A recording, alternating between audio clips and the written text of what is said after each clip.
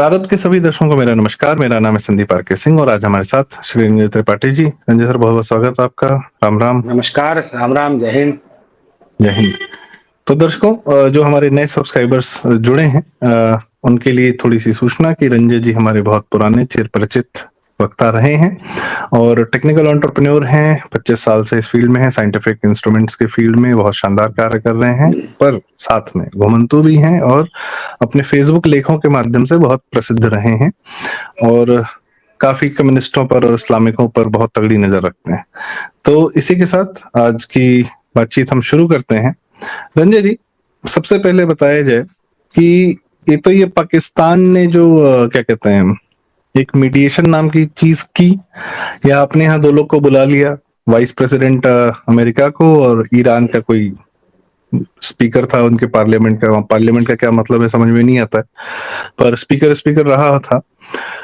तो वो आगे बातचीत हुई, फेल हो गई। सुने हैं कि जूता लात भी हुआ है आपस में और मारपीट भी हुई है। यह भी खबरें चल रही है, होना आवश्यक है, बनता है इनका, पर उसको वहीं रखते हैं, पाकिस्तान को पाकिस्तान में रखते हैं।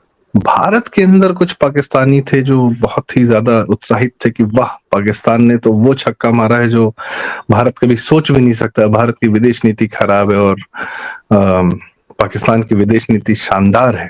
जाहिर सी बात है, तो शानदार तो है, मतलब कोई बिना किसी प्रोडक्टिविटी के अगर उसके जनरल और उसके नेता लोग इतनी रईस लाइफ जीते हैं जनता की तबाह करके, तो कुछ तो शानदार तरीके का उनका मस्तिष्क चल ही रहा है।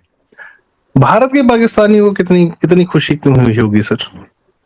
पाकिस्तान में जो मीडिएशन हुई, फेल हो गई, जो भी हुआ इसका नाम, भारत को नीचे दिखाने का इनको जो मौका मिला। संजय सर, कुछ उदाहरण दिए जाए जरा, कौन लोग खुश थे, क्यों खुश थे? देखिए, जो पाकिस्तान जो अपने आप को एक नॉर्वे या स्वीडन बनाने की कोशिश कर रहा था, जिसमें कि नॉर्वे ने कुछ कई मीडिएशंस किए हैं, स्वीडन ने भी कई मीडिएशंस किए। आपको याद होगा कि श्रीलंका और एलटीटी का मीडिएशन भी स्वीडन ने किया था। खैर, कोशिश की थी, बट एक्चुअली क्या था कि इस एक नेगोशिएटर और एक दलाल में अंतर होता है, और दलाल को दलाल पसंद होते हैं, नेगोशिएटर को दलाल पसंद नहीं होते, दलाल नेगोशिएटर को नहीं पसंद होते। तो जो भारत में जो दलाल किस्म के लोग थे, जिनको दलाली बड़ी अच्छी लगती है, उनको पाकिस्तान की ये दलाली में बड़ा उनको मतलब फूट फूट के स्खलित हो रहे थे। तो क्या होता है कि अब जो अपने दर्शकों को भी मालूम होगा और आपको भी मालूम होगा, सबको मालूम होगा कि इसमें हुआ क्या है। पहली चीज कि टोटल डिक्टेशन, ये पूरा जो हुआ है अभी तक, इसका सबकी पटकथा लंबे समय से लिखी गई और इसकी पूरी की पूरी जो डिक्टेशन है, वो सारी डिक्टेशन अमेरिका ने पाकिस्तान को दी।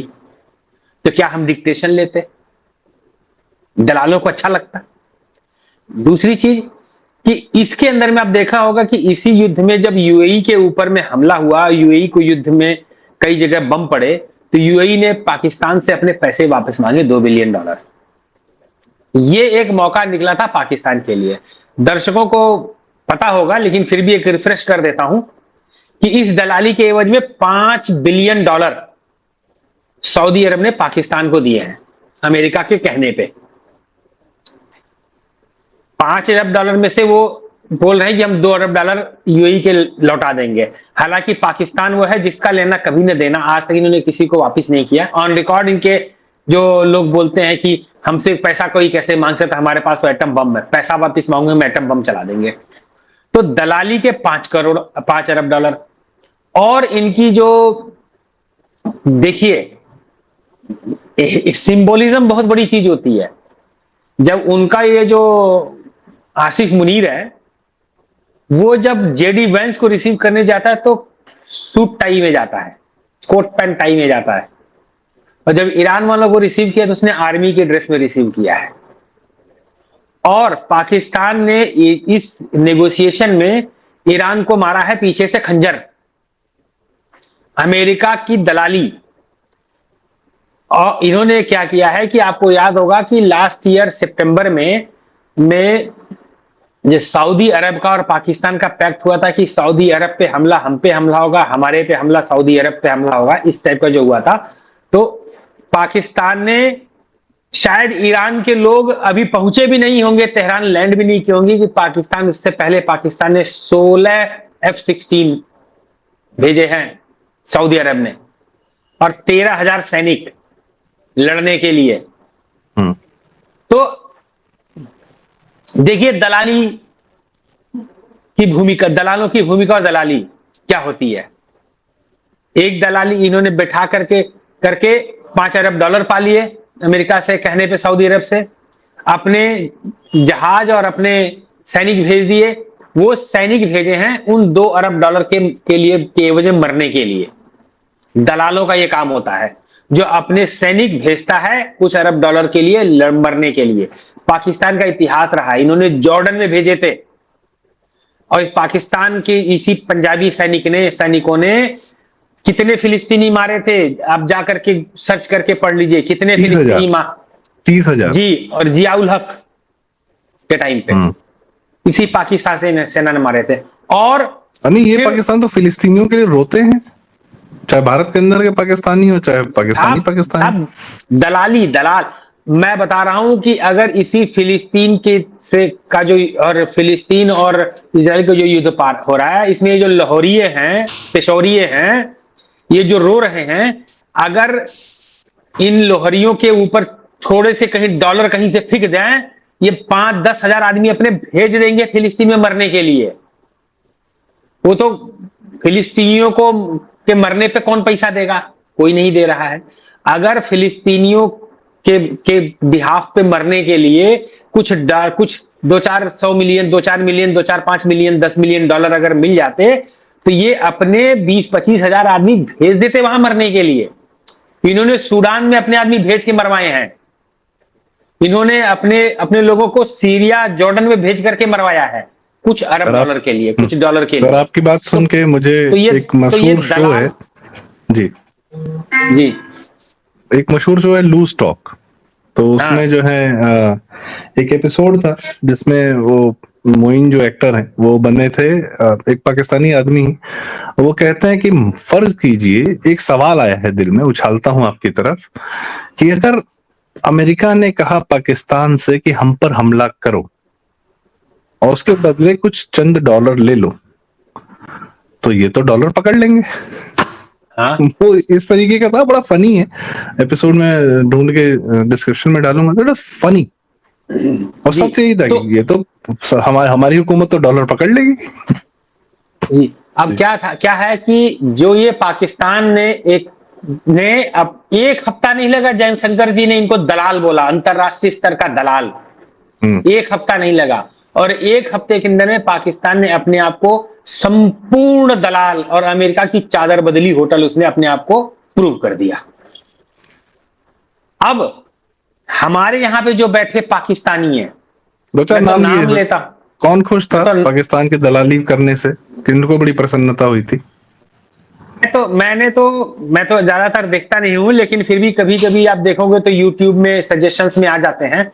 तो एक न्यूज चैनल है कोई, उसमें एक चौधरी करके है, वो इतना ज्यादा वो फ्रस्ट्रेट हो चुका था, मुझे तो लगता है कहीं ये आत्महत्या ना कर ले कि भैया पाकिस्तान की जगह पे हिंदुस्तान क्यों नहीं है। वो ये कह रहा था पाकिस्तान की डिप्लोमेसी देखिए, पाकिस्तान इतना आगे पहुंच गया, हम कहां रह गए, हम किधर रह गए। मतलब वो व्यक्ति इतना ज्यादा फ्रस्ट्रेटेड है, एक नंबर का परले दर्जे का मूर्ख है, उसको किसी चीज की एनालिसिस नहीं पता। उसके कुछ चीजें मैंने देखा है, अरे वो पाकिस्तान अब जो है, पाकिस्तान 100% दलाल ने पाकिस्तान को जब खुद भी प्रूव कर दिया, तब भी ये दलाल उस दलाल को दलाल मानने को तैयार नहीं है। काफी कठोर शब्द आप इस्तेमाल कर रहे हैं। और दूसरी एक राजदीप भी परेशान थे, उसने भी ये देखिए, राजदीप तो मतलब वो तो बच्चा जानता है कि वो कितना बड़ा लतखोर आदमी है। अमेरिका में मेडिसन स्क्वायर में लात खाया, इंटरव्यू लेते समय उसको मुकेश अंबानी ने उसकी औकात मतलब मुकेश अंबानी के सामने क्या औकात है, मतलब एक शब्द बोल करके उसको ये बताया कि तुम कितने निकृष्ट आदमी हो, एक लाइन बोल करके। मैं आपको सीरियसली नहीं लेता। हाँ, उसको कई लोगों ने मतलब यहां तक कि कई ऐसे लोग जिनके नाम की जिनका ये टिश्यू पेपर बना हुआ था, टॉयलेट पेपर बना हुआ था, उन लोगों ने इसको बेइज्जत किया है। ठीक है, सर, तो ये राजदीप जो बेइज्जत सरदेसाई के बेइज्जती तो के वीडियोस हैं। हाँ 10-10 वीडियो की नहीं कंपाइलेशन है जो आप नहीं आराम नहीं से ये देख सकते हैं जी। इसको ऐसे लोगों ने बेइज्जत किया हुआ है जिनका ये टॉयलेट पेपर बना हुआ था, उनने भी इसको ठीक बेइज्जत किया। जी। अब तो इसमें ये एक महिला पत्रकार भी है, हम्म, वो भी बहुत परेशान थी। एक नंबर की फ्रस्टो है, एक नंबर की, उसकी तो बातें, उसकी तो मतलब कोई एनालिसिस नहीं है। जस्ट एक कम्युनिस्ट जो एजेंडा होता है, कि उस एजेंडे में कि मैंने बस खाली और खाली एक सवाल रेलते चले जाना है, और बिना सिर पैर के, बिना मतलब के, कोई और नहीं, कोई रिलेवेंस नहीं करते। इस पाकिस्तान दलाल बना हुआ है, इसको ये लोग एक डिप्लोमेटिक कंट्री साबित करने में तुले हुए थे। उतना तो पाकिस्तानी न्यूज चैनल होने तैयार थे। पाकिस्तानी न्यूज चैनल मजा ले रहे थे कि हमको $5 अरब मिल गए जी, हम सऊदी अरब का कर्जा, वो यूएई का कर्जा चुका देंगे, हमने सऊदी अरब से भाईचारा निभा दिया जी वहां लड़ने से। उन्होंने अमेरिका और ईरान की नेगोशिएशन के ऊपर में किसी भी तरह की कल से बात करना बंद कर दिया है, लेकिन इसका नहीं बंद हो रहा। तो भारत में ये जो बैठे जो दलाल हैं, जो जो मेरे ख्याल से पाकिस्तान को भी नहीं पता होगा कि उनके इतने तगड़े दलाल इंडिया में बैठे हुए हैं। नहीं नहीं, पाकिस्तान को पता है। हमारे धुरंधर जो है पाकिस्तान भी आते हैं, छिपके रहते हैं, जीवन भर अपनी आइडेंटिटी बचाते हैं। पर पाकिस्तानी जो लोग हैं भारत में डाले, वो खुल के रहते हैं, वो खुल के पाकिस्तान की बात करते हैं, खुल के कहते हैं कि हाँ हम हैं पाकिस्तान के साथ में, क्या कर लोगे। भाई शाहरुख खान ने भी कहा था कि पाकिस्तानी खिलाड़ी होने चाहिए, क्यों आईपीएल में क्यों नहीं होने चाहिए। राजनीति अलग करी, और राजनीति हो रही थी तुम्हारे, जब बंबई में हमला हो रहा था वो राजनीति हो रही थी। तुम क्यों नहीं हो दो चार, खैर ठीक है, वो तो फिर मोदी सरकार आ गई, वरना तो ये लोग अपना आईपीएल और अमन की आशा और तमाशा सब कर ही रहे थे। रईस नाम की पिक्चर बनाया था, उसमें पाकिस्तानी एक्ट्रेस लेकर आया था। इनको भारत में एक्ट्रेसेस नहीं मिल रही थी। इंडिया की एक्टर बाहर जाके काम कर रही हैं, प्रियंका चोपड़ा वगैरह, खैर जो भी है। लेकिन कमिंग बैक टू दिस की, यहाँ तो पाकिस्तान क्या तरफदारी करने वाले खुले घूम रहे हैं, और उसमें हिंदू भी हैं, मुसलमान तो ये हैं सारे के सारे। अभी टीसीएस में एक जिहादन पकड़ा ही है। तो बाकी कभी कभार वो ऐसी एक दो बार पाकिस्तान को कुछ बुरा बोल देता है तो सबको लगता है अरे बड़ा राष्ट्रवादी। नहीं है, राष्ट्रवादी कुछ नहीं है। वो एक मोहल्ले का कुत्ता जो है, अपने मोहल्ले में दूसरे मोहल्ले के कुत्ते को आने नहीं देता है। तो कहते तुम्हारा मोहल्ला वो रहा, हमारा मोहल्ला ये, हमारा मोहल्ला भारत है, यहाँ के इस्लामिक राजा हम हैं, भोगेंगे तुम वहां चाटो भोको। हाँ, तो ये इसलिए वो पाकिस्तान को करी आता है, ये है। तो खैर कमिंग बैक टू, आप यह रंजीत भाई क्या मानसिकता देखते हैं, आखिर ये लोग खुलकर इतना पाकिस्तान समर्थक कैसे हो सकते हैं, और वो भी भारत को नीचा दिखाने के लिए। बात ये नहीं कि पाकिस्तान प्रो पाकिस्तान है, ये भारत को नीचा दिखाने के लिए जो है, इनको जरा सा मिल जाता है उसी में ये खुश हो जाते हैं। ये क्या मानसिकता है, भारत को नीचा दिखाना, नीचे दिखाते रहना, किसके कहने पर, किसके इशारे पर करते हैं ये? देखिए क्या हुआ है कि ये इनमें इनकी प्रॉब्लम जो है वो दैट इज इनकी एजुकेशन। इन्होंने जो अपनी पत्रकारिता की पढ़ाई की है भारत में, देखिए मैं बताता हूं, पूरे वर्ल्ड में भी आप अगर जाओगे तो पत्रकारिता जो है निष्पक्ष नहीं होती है। पत्रकारिता निष्पक्ष नहीं होती है। आप देखोगे तो यूएस में भी आप सीएनएन को आप डेमोक्रेट समर्थक मानोगे, और जो दूसरे चैनल है उनको आप रिपब्लिकन समर्थन मानते हैं। ये होता है। पाकिस्तान में तो खैर वो लिफाफा पत्रकारिता चलती है, सुपारी पत्रकारिता चलती है। वहां तो जो जर्नैल और जो रावलपिंडी जीएचक्यू से लिख के आता वही बोलना होता है, उसके अलावा नहीं बोलते। भारत में भी आपको अगर पत्रकारिता आपको देखना है तो पत्रकारिता का जो एक जो तय किया गया, जो पत्रकारिता पढ़ाने के लिए जो हमारे जो कॉलेज जिनकी नींव पड़ी, चाहे वो आईएमसी दिल्ली हो, चाहे वो माखनलाल चतुर्वेदी भोपाल हो, चाहे अन्य पत्रकारिता के हो, उनमें और सबसे पहले जो कम्युनिस्ट मानसिकता है, कम्युनिस्ट मानसिकता भरी गई। ये लोग उस कम्युनिस्ट मानसिकता से निकले हुए लोग हैं, जहां पे आपको अपने देश की एकांकीकरण नहीं पसंद है। मतलब कि ये आप विश्वास करोगे कि कम्युनिस्ट मानसिकता ये रही थी आजादी के टाइम पे भी। इन्होंने ये सपना देखा था कम्युनिस्टों ने कि भारत के जितने प्रिंसली स्टेट्स हैं, उनमें से कुछ कुछ प्रिंसली स्टेट्स ही आपस में मिलेंगे अपने भाषा और अपने उसके हिसाब से, और भारत कई देशों में बटेगा। ये कम्युनिस्टों का माइंडसेट था, ये कम्युनिस्टों की डिमांड, इनकी चाहत थी। ये अपने देश को डिवाइड करना चाहते हैं। इनको हर एक उस अच्छी चीज से आपत्ति है जिससे कि देश की प्रगति हो, क्योंकि आप देखो तो कम्युनिज्म एक ऐसी चीज है जो कि गंदे नाली में कीड़े जिस तरह से पलते पुसते हैं, जहां पे गंदगी होगी वहां पे बहुत बीमारी वाले कीटाणु पलेंगे, जहां पे कैओस होगा वहां पे ये कम्युनिस्ट फैलेंगे।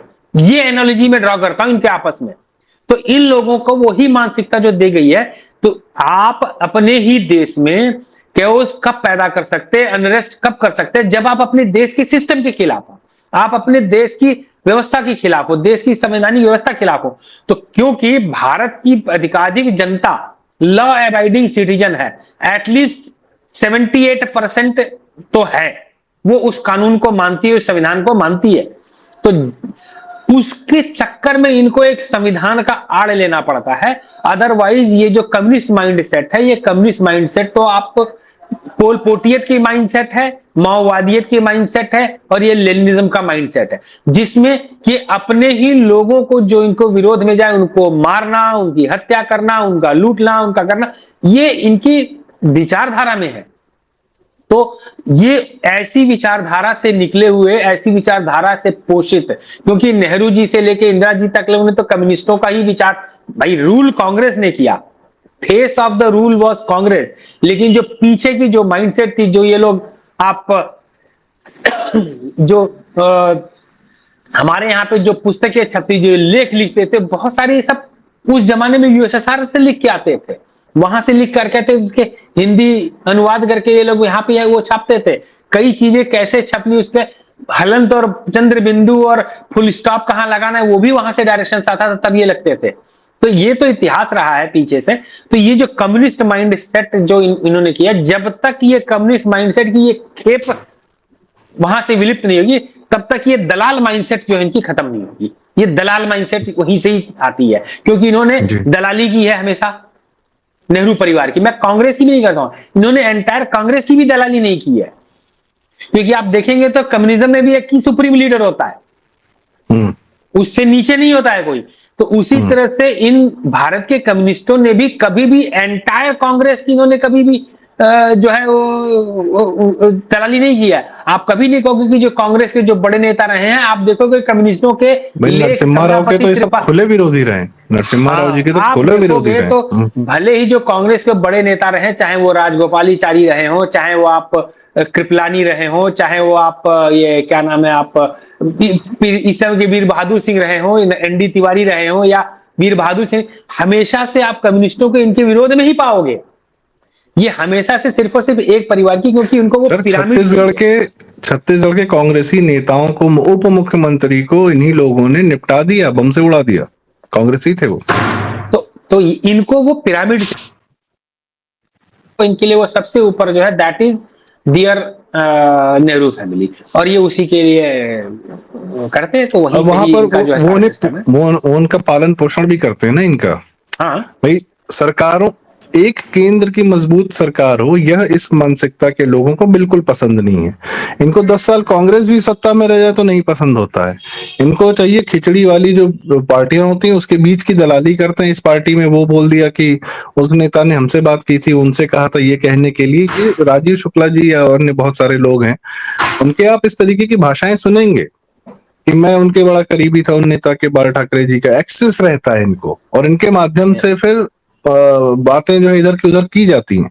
ये लोग संसद में खबर लाने नहीं जाते, ये लोग संसद में चुगली करने जाते हैं, संसद में एक दूसरे की, एक की बात उधर, उधर की बात इधर करने जाते हैं।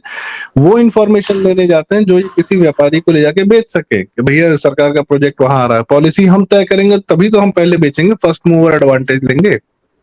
और ये हमने बरखा दत्त वगैरह सबके रेडियो टेप में, रेडियो टेप पूरा सुनिए, सिर्फ बरखा ही नहीं है उसमें, आज वाले भी बहुत सारे हैं। आज राष्ट्रवादिता की पत्रकार समय लगाइए इनके इतिहास जानने के लिए, मित्रों खाइन आर्काइव पढ़िए। तो रंजन भाई आप कह रहे हैं हम मित्रों के आर्काइव पढ़ा जाए ताकि लोग उसे पता लगे कि भारत के जो कम्युनिस्ट हैं उन्होंने कहां तक, किस हद तक जाकर के क्या क्या काम किए हैं। सर केजरीवाल को किसने बिठाया हमारे सर पे? दिल्ली मीडिया ने तो बिठाया। जैसे पुराने जमाने में कांग्रेस के नेता बाहुबली लोग यूज किया करते थे, तो बाद में बाहुबलियों को लगा कि अरे हम इनको क्यों जिता रहे हैं, हम खुद ही बन जाते हैं नेता, तो समाजवादी पार्टी से टिकट ले लिए। वैसे ही दिल्ली के पत्रकारों को ये लगता था और मीडिया हाउसेस को, नेता तो हम बनाते हैं, जिसका चेहरा चर्चित होता है वही नेता होता है। भाई ये, और ये सत्य है, भाजपा छोड़ के तो ये बात सदैव सत्य रही है कि जिसका जितना चेहरा चर्चित रहता है वही नेता कहलाता है वहां उस पार्टी का। तो इन्होंने कहा कि हम अपनी नई पार्टी बना देते हैं। और आप देखिए आम आदमी पार्टी में शुरुआत में सारे के सारे पत्रकार ही थे। मनीष सिसोदिया पत्रकार था, आशुतोष पत्रकार था, वो खेतान पत्रकार था, बहुत सारे पत्रकार थे। और दिल्ली मीडिया हाउसेस का पूरा सपोर्ट था उसको। 20 दिन तो ऐसा लग रहा था देश में और कोई काम ही नहीं हो रहा है, केजरीवाल है, आज मर जाएगा कल मर जाएगा, सूखा पड़ा हुआ है, उसके पीछे पूरा दिल्ली मीडिया पागल घूम रहा था। और उसको हमारे सर पे बिठा दिया। सब पीछे का क्या कांड किया उसने, पीछे का क्या काम किया, कांग्रेस से उसके कैसे संबंध थे, क्या थे, कुछ नहीं बताया गया। 20 दिन बस यही चला और केजरीवाल नेता हो गया। कहीं जमीन से उठ के थोड़ी आया था, एक जगह बैठे बैठे नेता हो गया। बनाया किसने?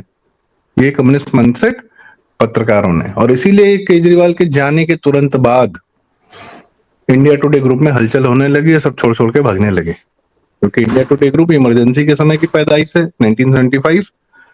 और जब तक केंद्र में मोदी सरकार, सोनिया सरकार थी, तो इन लोग की वाहवाही थी।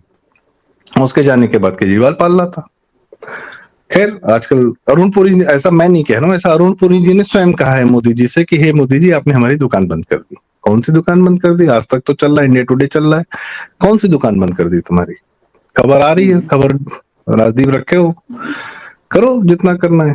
दुकान कौन सी बंद हुई? दुकान बंद हुई है एक्सेस की, कि नेताओं के बगल में बैठ के और ये दिखाना कि हम बहुत करीबी हैं, तो वो सब। खैर तो रंजय भाई आपने बहुत डिटेल में हमें कई सारी बातें बताई, और भारत के अंदर के पाकिस्तानियों का जो माइंडसेट आपने बताया वो बड़ा शानदार रहा। पाकिस्तान समर्थक, हिंदू नाम वाले कम्युनिस्ट, कुछ भी हम लोग कह सकते हैं, इनमें से कई तो ईसाई भी होंगे, हमें हवा भी नहीं होगी। हिंदू का जो संपादक है राम, अब वो ईसाई है हिंदू है भगवान जाने। तमिलनाडु में तो विजय बहुत बड़े सुपरस्टार हैं, वो ईसाई हैं, डीएमके वाले सब ईसाई हैं, किसी का कोई भरोसा नहीं। और ये अभी अलका लांबा वगैरह, रागिनी नायक वगैरह, ये लोग, संबित पात्रा जी ने मुंह पे कह दिया था कि आप लोग तो ईसाई हो, कन्वर्ट हुई हो। सोनिया गांधी के आसपास कोई बिना ईसाई हुए थोड़ी रह सकता है, केसी वेणुगोपाल वगैरह वगैरह। तो खैर किसी का अता पता नहीं है। इस मानसिकता के लोग भारत को नीचे दिखाए जाने पर काफी प्रसन्न। संजय भाई आपने हमें बहुत शानदार जानकारी दी।